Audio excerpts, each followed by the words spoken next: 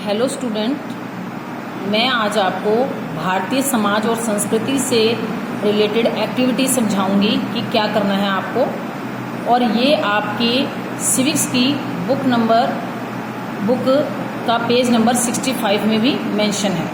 इसको आपको मैं समझा रही हूँ, आपको करना क्या है। देखिए, भारतीय समाज और संस्कृति, जैसे कि आप जानते हैं कि भारत को विविधताओं से भरा हुआ देश कहते हैं। विविधताओं से भरा देश मतलब अलग अलग, भारत में विश्व के अलग अलग जगह के लोग यहाँ पर आए हुए हैं और रह रहे हैं। ठीक है, यहाँ की भौगोलिक स्थिति से हमारा अभिप्राय है कि जैसे कहीं पर पर्वत है, कहीं पर पठार है, मैदान है, कहीं पर पहाड़ियाँ हैं ये।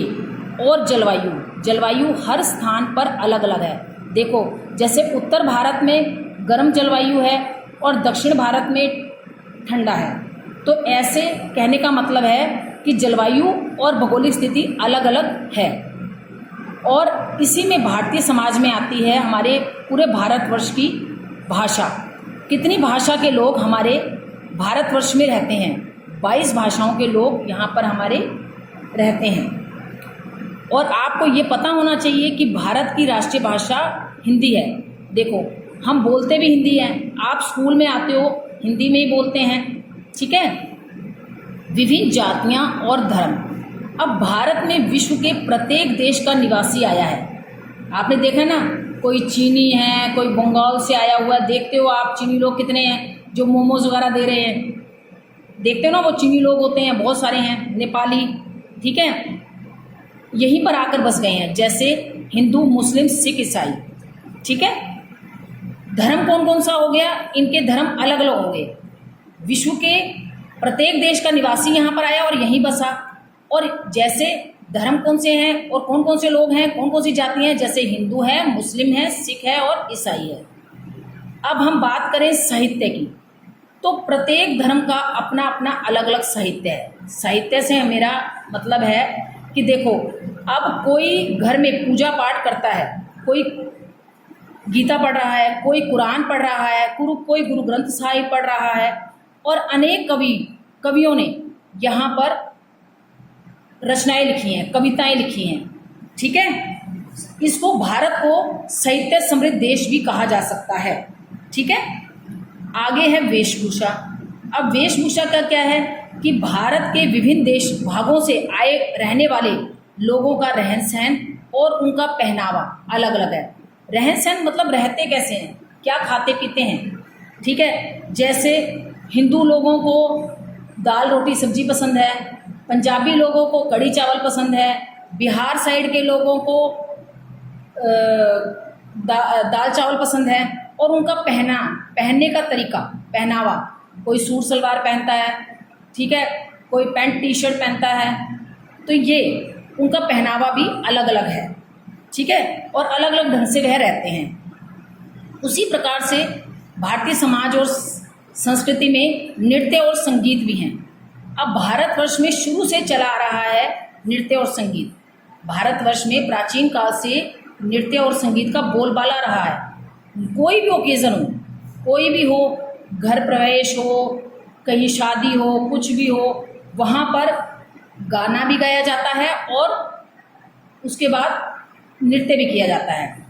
उनकी बोलियां अलग अलग हैं, तो उनकी बोलियों के हिसाब से, जैसे बिहार साइड के का जो लोग हैं, उनके यहाँ शादी होती है तो बिहारी बोलियों में वो गाना गाते हैं और बिहार के टच में ही वो नृत्य करते हैं। अब आपको ये भी पता होना चाहिए कि भारतवर्ष की प्रसिद्ध नृत्यों में तमिलनाडु का भरतनाट्यम तमिलनाडु का है, और उड़ीसा का उड़ीसी और केरल का कथकली प्रमुख है। ये प्रमुख जो हैं हमारे पूरे भारतवर्ष के जो है नृत्यों में माने गए हैं। आगे देखिए, अब त्योहार। अब देखिए, भारतवर्ष में सभी धर्मों के अलग अलग त्योहार हैं। त्योहार पूरे साल में बहुत सारे त्योहार आते हैं। हिंदुओं के अलग होते हैं, मुसलमानों के अलग होते हैं, सिख के अलग होते हैं। देखो, जैसे हिंदू लोग जो होते हैं वो दीपावली, दशहरा आदि मनाते हैं। मुस्लिम लोग जो हैं वो ईद मनाते हैं, मीठी ईद मना रहे हैं।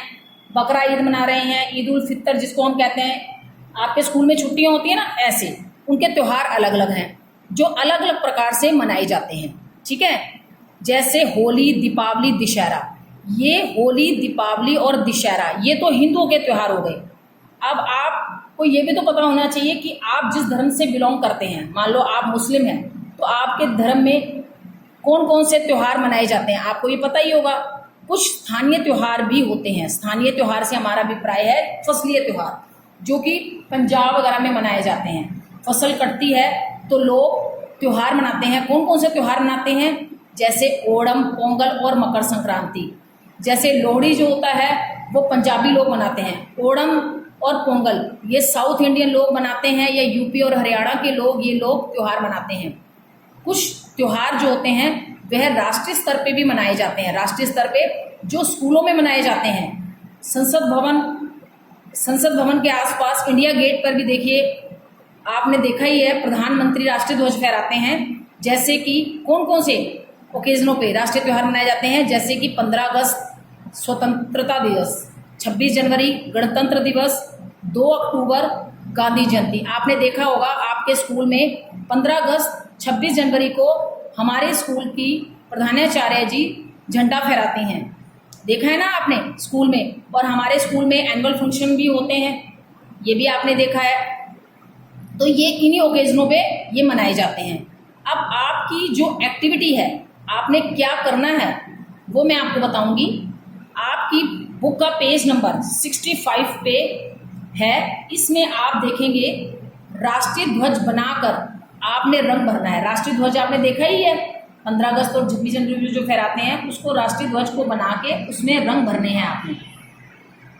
उसके बाद सेकंड आपकी एक्टिविटी है राष्ट्रीय पुष्प को बनाओ। राष्ट्रीय पुष्प कौन सा है? कमल। कमल का पुष्प बनाना है और उसको आपने कलर करना है। ये आपकी 66 और 67 की बुक में पेज नंबर पे दे रखा है।